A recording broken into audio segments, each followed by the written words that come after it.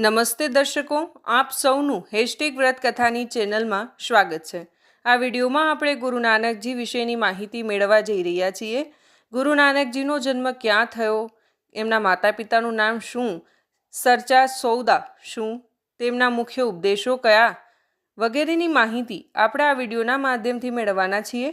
માટે તમામ દર્શકો આ વિડીયોને ગમે તો લાઇક, શેર અને સબસ્ક્રાઈબ કરજો અને આ વિડીયોના અંત સુધી નિહાળશો। શરૂ કરીએ છીએ હેશટેગ ગુરુ નાનક વિશેની માહિતી।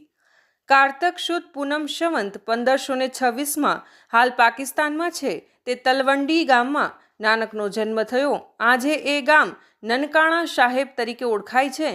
પિતાનું નામ કલ્યાણદાસ ખત્રી, જે બેદી કુળના હતા। માતા ત્રિપ્તા દેવી અને એક મોટી બહેન હતી નાનકી।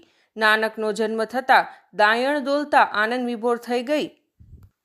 મહેતા કલ્યાણદાસને વધાઈ આપતા બોલી, તમારે ત્યાં કોઈ અવતારી પુરુષનો જન્મ થયો છે, હું તો તેના દર્શનથી જ નિહાલ થઈ ગઈ। ચારે તરફ આનંદ છવાઈ ગયો। બાળક નાનક નાનપણથી જ વિશિષ્ટ વ્યક્તિત્વવાળા હતા। તેમની બાળલીલા અને મધુર વાણી વર્તનથી બહેન નાનકી ખૂબ જ પ્રભાવિત થતી। એકવાર બાળક નાનક પરિવારથી ભેંસો ચારવા જંગલમાં ગયા, જ્યાં એક વૃક્ષ નીચે સૂઈ ગયા। થોડા સમયમાં વૃક્ષની છાયાની દિશા ફરતા જ નાનકના મુખ ઉપર તડકો આવવા લાગ્યો।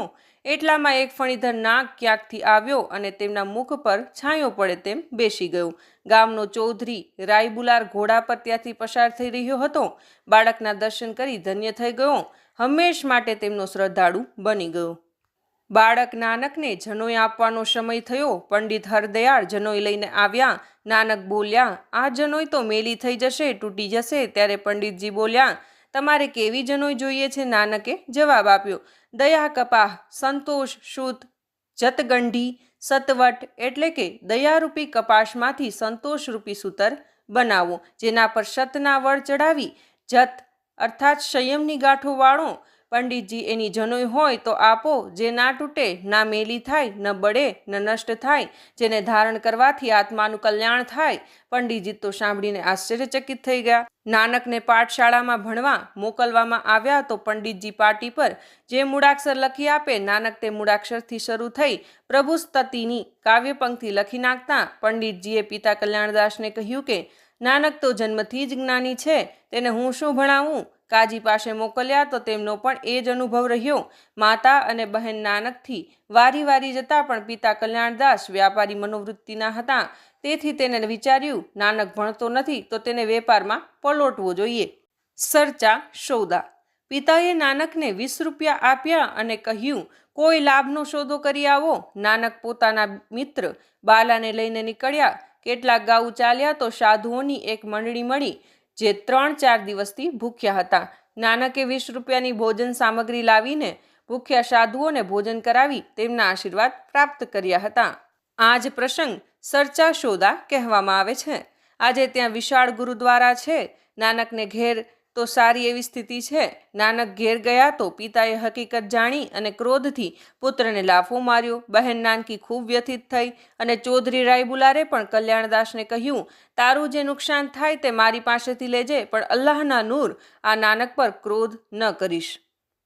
નાનકીના લગ્ન જયરામજી સાથે થયા હતા। તે નાનકને પોતાની સાથે સાસરીમાં લઈ ગઈ, જ્યાં જયરામજીએ સુલતાનપુરના નવાબ દૌલત ખાનના મોદીખાનામાં નાનકને નોકરી પર રખાયા હતા। ત્યાં પણ નાનક ગરીબોને મફત અનાજ આપી દેતા। ગણતરી વખતે 13નો આંકડો આવે ત્યારે 13 સબ કુછ તેરા એમ પ્રભુ તલ્લીન થઈ જતા હતા। કેટલાક ઈર્ષાળુ કર્મચારીઓને નવાબને ફરિયાદ કરી, નાનક તમારું અનાજ લૂંટાવી રહ્યા છે। હિસાબ જોવામાં આવ્યો તો ખોટને બદલે ઉપરથી નફો થયેલો હતો। નવાબે માફી માંગી, છતાં નાનક તે નોકરી છોડી દીધી। તેમના લગ્ન સુલક્ષણી નામની સન્નારી સાથે થયા હતા। તેમને ત્યાં 2 પુત્રોનો જન્મ પણ થઈ ચૂક્યો હતો, એક શ્રીચંદ અને બીજા લક્ષ્મીચંદ। હવે ગુરુ નાનકે ઈશ્વરીય સંદેશ જગતમાં ફેલાવવાના હેતુથી પગપાળા પ્રવાસ કરવાનું નક્કી કર્યું। તેમની સાથે તેમના 2 સાથી હતા, એક હિન્દુ મિત્ર બાલા, બીજો મુસ્લિમ મર્દાના। પહેલી યાત્રા પૂર્વે તરફ જોવામાં જગન્નાથપુરી, બંગાળ, આસામ, બર્મા, નાગાલેન્ડ અને ચીનના કેટલાક પ્રદેશમાં ગયા। બીજી યાત્રા પશ્ચિમ તરફ કરી, જેમાં ગુજરાતના લખતર બંદરેથી અરબસ્તાનમાં Mecca, Medina, Karbala, Baghdad, Iraq, Iran, Afghanistan થઈ પાછા હિન્દુસ્તાન આવ્યા. અહીં મક્કામાં અનેક હાજીઓ મળ્યા. તેમણે નાનક સાથે વિચાર વિમર્શ કર્યા. રાત્રે નાનક સૂઈ ગયા ત્યારે તેમના પગ કાબા તરફ થઈ ગયા. કાજી આવ્યા, ક્રોધથી લાત મારીને બોલ્યા, એ ખરાબ, ખુદાના ઘર તરફ પગ કરીને કેમ સૂતો છે? નાનકે જવાબ આપ્યો, બિરાદર, બહુ થાકી ગયો છું. જ્યાં ખુદાનું ઘર ન હોય તે તરફ મારા પગ કરી દે. કાજીએ ગુસ્સાથી નાનકના પગ ફેરવી નાખ્યા, પણ તેને ફરી નાનકના પગ તરફ જ કાબા દેખાવા માંડ્યું. તેણે ઘણી વખત પ્રયત્ન કર્યા, પણ દરેક વખત નાનકજીના પગ તરફ કાબાના દર્શન થતા હતા તેમના પગે પડ્યો. ગુરુ નાનક બોલ્યા, બિરાદર, અલ્લાહ કે ઈશ્વર સર્વવ્યાપી છે. એ જ રીતે હરિદ્વારમાં પિતૃતર્પણ કરવા લોકોને પણ ઉપદેશ આપ્યો કે જીવતે જીવ માતા પિતાની સેવા કરો. મૃત્યુ પછી પિતૃતર્પણ કે શ્રાદ્ધ કરવા કરતાં એ વધુ જરૂરી છે. તેમણે ભૂમિયાચોરનો ઉદ્ધાર કર્યો. કોંડા રાક્ષસ, જે માનવભક્ષી ભીલ જાતિનો નેતા હતો, તેને ઉપદેશ આપી સાચો માનવ બનાવ્યો અને જાતિમાંથી નરબલીની પ્રથા બંધ કરાવી. 22 વર્ષના ભ્રમણ કરી કરતારપુર પોતાને ગામ આવ્યા. ખેતી કામ કરવા લાગ્યા. ગરીબો માટે લંગર અર્થાત મફત ભોજન શરૂ કર્યા. આમ પોતાના આચરણ દ્વારા લોકોને ઉપદેશ આપ્યો. ગુરુ નાનકના ઉપદેશો: કિરત કરો, પરિશ્રમ કરી કમાવો, વહેંચીને ખાવો અને જરૂરિયાતવાળાને દાન કરો. નામ જપો અને પ્રભુ ભક્તિ કરો. સત્કર્મ કરો. ઈશ્વર એક છે, આપણે સૌ તેમના સંતાન છીએ. સમગ્ર જીવસૃષ્ટિ પ્રાણી માત્ર પ્રત્યે દયાભાવ રાખો. સાદું અને પવિત્ર જીવન જીવો.